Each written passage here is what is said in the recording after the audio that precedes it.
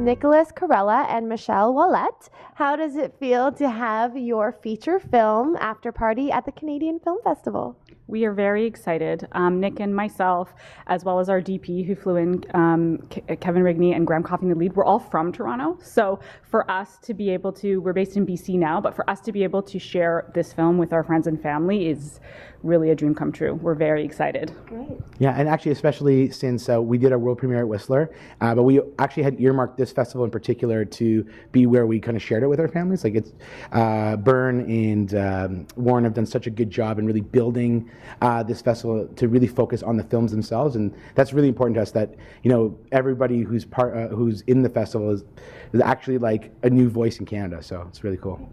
And you improvised this film. Can you tell me about that process and what your structure was, and then how you worked from it? So we didn't have a script. It was improvised. 100% of the dialogue. I had a few talking points. I had a 40-scene outline that I created. I had a set of 30 questions that I gave to each of the cast about their characters. From what's your favorite color to what's your full name to what's your worst memory, anything. And we just talked and we built. And then from building these characters, I built these 40 scenes that would reveal things about the characters, because the film itself is very character-driven, and then we would talk about it on the day that we shot, what was supposed to go on in the outline, and then we would just go, all right, guys, and we would shoot it and hope to capture something. Yeah, actually, as an actor, it was quite freeing in that you'd think that having a script would be more comfortable, but actually not having a script, just knowing what you wanted in the scene, you just get to listen and react. And so, if someone says something insulting to you, then you feel how that feels and respond based on what you wanted in the scene. We did something called CHATS too. That was like right before each scene. Michelle would kind of have the actors who were in the scene kind of sit together in a room, talk to each other, and we'd be like, so this scene's, you need to insult her in this scene. So how are we going to do that? So we start talking about it. As soon as something started jiving, Michelle would be like, stop, see it for the camera, let's just go. And it was pretty cool. And this film gets kind of intense at times, but there's also a lot of very playful scenes with games revolving around cheese and all types of things. How did you balance sort of the comedy and the drama in the story? Well, I thought a lot about what would it be like if a group of friends that haven't seen each other in maybe 4 or 5 years get together, and you have that shared history and that intimacy and that love, but you also, and that's I think where a lot of the fun came from, but as well, you do have those things, those sore spots in the past, like with Nick's character Bruce and Ali Liebert's character Tracy. There is that sibling rivalry there. So those points, I wanted to keep it true and honest to what the relationships of those people would be. And I, looked at my own relationships with my friends, as I've gotten older, and we talked a lot, the actors and I, about their own relationships with people, and based a lot of it on that kind of stuff, on stuff that felt true to us. And what would your 21-year-old self think of this film?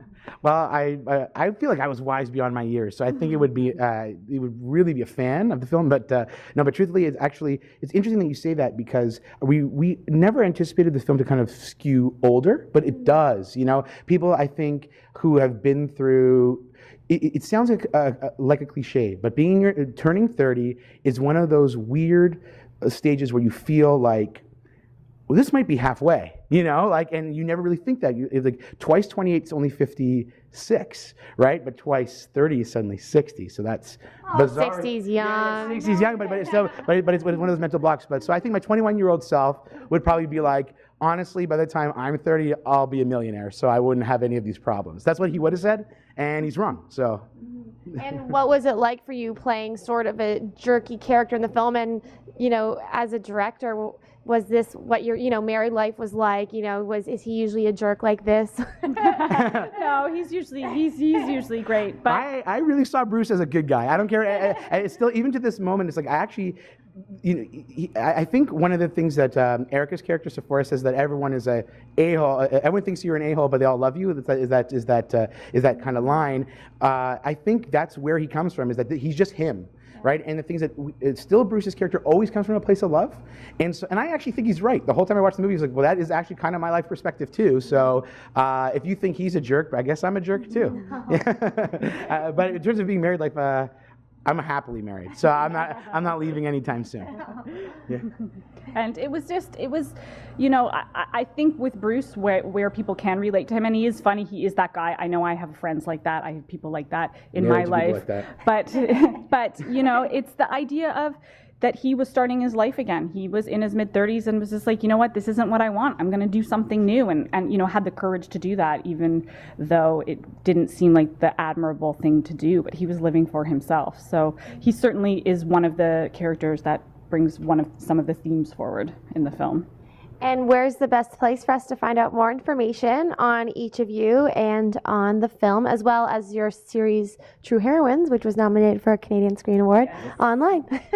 Well, we a couple places. True Heroines has a website. We have a website, thetrueheroines.com, where you can get all up to the minute about our live show and our web series.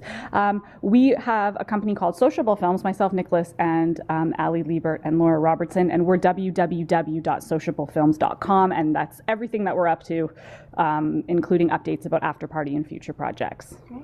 Well, thank you so much. Congratulations, and enjoy the rest of the Canadian Film Festival. Thank you. I'll have to watch the movies right now, actually. Thank you. I'm Katie Allman reporting for Katie Chats at the Monarch Tavern in downtown Toronto.